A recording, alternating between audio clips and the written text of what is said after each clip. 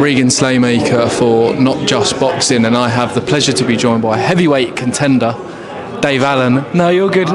No, you're all good, mate. Heavyweight contender Dave Allen. Dave, I mean, it's my first interview with you, but I think I've caught you at the best time, I mean, in your career possibly, coming off that massive win against Johnny Fisher. I think so. I think after a bit Lucas Brown, it was very exciting as well. Of course, yeah. It's hard though. I've had like 2 careers, I guess. So, but it's I'm older now, so I can handle it a bit better. Definitely. I mean, how have you assessed that learning period of yourself? Like, what stage of your career do you think you are at now in terms of your learning, if that makes sense? Yeah, I think I'm still getting better. You know what? I've been a good boxer for a long time. I was national champion 14 years ago. Do you know what I mean? Like, I was good then. Everyone was like, God, this kid's really good. Unbeaten amateur, national champion, unbeaten. Everyone like, bloody hell, this kid's going to be this, that, and the other.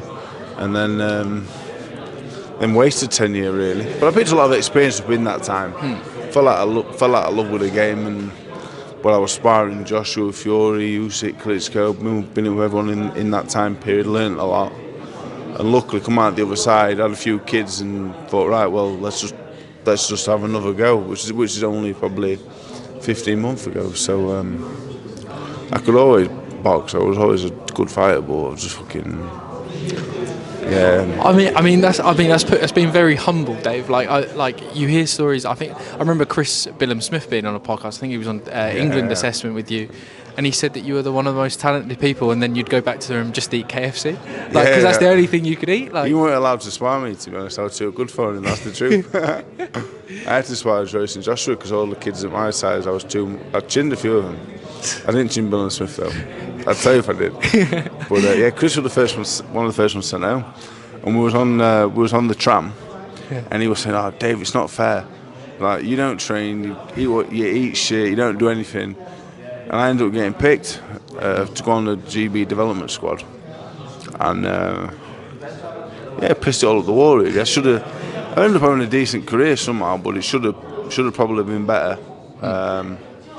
But I've got no regrets, because what's been has been and done, and I've had a good time. Yeah. But now, going to hopefully, have a career I can be proud of at the back end. Yeah. Definitely as well. And obviously you picked up that first title against Johnny Fisher as well. I mean, I don't think I've seen a man smile so wild. I mean, obviously a lot of people say a lot about the ranking titles that you won, but I mean, how much does that title mean to you there? You know what? Not too much really, because it doesn't really mean anything to me. If I won the British title, the Commonwealth, the European, that's massive. That's something. Yeah. It was nice to have a belt. It was nice. It was nice to. Do you know what it were more than the title? We were like, right, that's my kids. Like, we're gonna be all right now. Yeah, we're gonna have. It's gonna be an all right life for them. We're going to provide nice upbringing. We're going to go to a nice school, and that's what it's all about, really. So I'm in a position now where that's all good. Now it's about me now. I'd like to win the British title next, or at some point, or the Commonwealth or the European. Just want to win a proper title, really. That when I'm finished, people go, "Oh, he was British champion, he was Commonwealth champion, he was European champion of Europe, champion of the Commonwealth." Not the champion of the WBA Intercontinental, because what's that? So.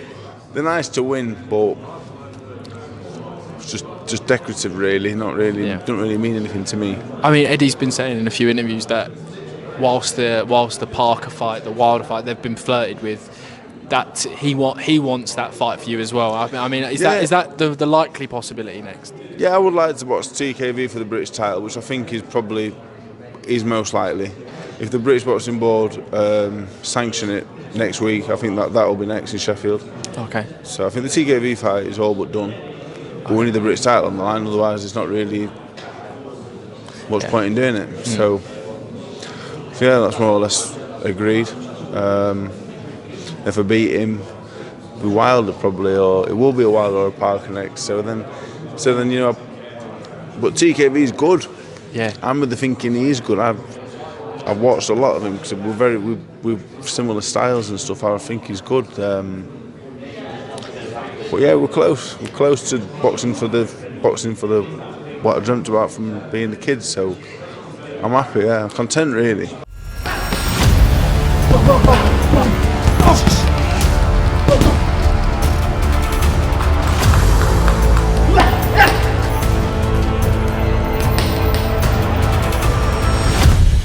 Definitely. Do you think your experience would not the only factor in that fight, because you are a very, very good boxer, obviously, but that your experience is probably one thing that you have over Jeamie more than anything else? I've got a lot of pro experience, but in terms of amateur fights, he must have had nearly 100.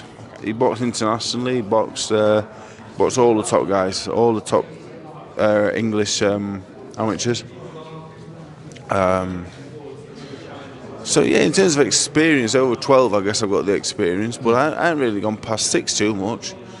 So I don't think experience will be the factor. I think the factor will be it just depends how strong he is. I think I'm one of the strongest heavy-handed heavyweights in the world. If I can get someone to stand in front of me and just let's take it in turns to hit each other, I think I'll beat anybody. So TKV is very clever and awkward, but I think at some point I can definitely get him to stand in front of me. And anyone that does that, I don't think it lasts very long after that point. The Fisher fight, after he stood in front of me for a minute, we're over. So I think that'll be the same with most. And TKV, I don't think he's the type to run. So the ones that run and can do it for 12, they're the ones that I want to struggle with, definitely. But that's experience. I've been there and been beat by these good fighters that can box and move. I don't think TKV would be able to do that for 12, but he is a good fighter, and it's going to be hard work if that is the fight. Definitely. I think people underestimate how hard you made Johnny Fisher work in that fight as well. Yeah. Whether you met Johnny Fisher might have been winning the rounds, but you were making him work hard and tiring him out doing that. Yeah, as well. I think with Fisher, I knew I was going to get to him. I knew I was going to knock him out, so I wasn't really worried. With TKV, he might be tough enough and good enough to go 12, so I might have to work hard really and win. I'm going to have to win rounds. I think with him that would be the only difference. So. But that's talking like it is next. He's looking likely, but it's not a definite. But it'd be a good fight if it happens. I think, because I think we're two of the more skillful heavyweights, even if we're not the most body beautiful or the fastest. I think we're very well skilled, so it'd be a good fight. Definitely will. Final one from me, Dave. I've seen Joe Hayden here as well. Obviously, you had a couple of fighters on the card in Doncaster as well. I mean, Stevie Levy didn't get the decision, but I think she's teased some big fight news, and then Joe Hayden picking up a really, really good win as well. Yeah, I'm trainer manager for you. Got Joe. He's 18 wins, no losses. He's never lost a fight, amateur or pro.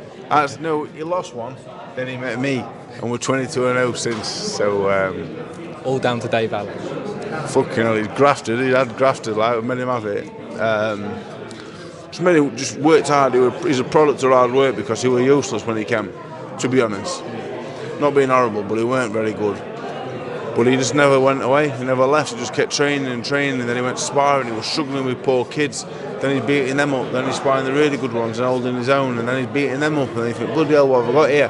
And before you know it, you got a kid who's probably 12 months away from a British title fight. He's good, getting better all the time as well, but he'll have been a pro for a year after 5 amateur fights, so there's still plenty of time. I've got Joe Howard, who was essentially area lightweight champion.